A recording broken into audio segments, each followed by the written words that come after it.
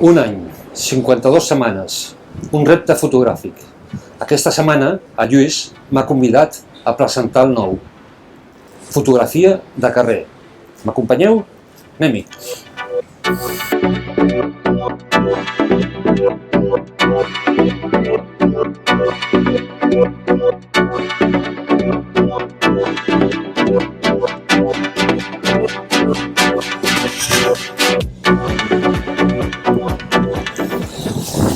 La fotografia de carrer no és fer monuments ni fotografiar carrers.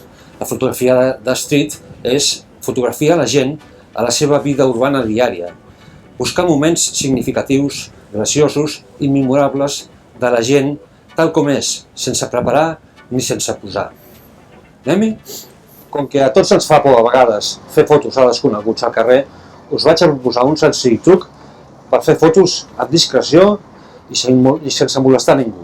Es tracta d'escollir un escenari, per exemple aquest, i quedar-se allà i esperar que passi alguna cosa. Us asseguro que al cap de 5 minuts o menys sempre passa alguna cosa. Proveu-lo.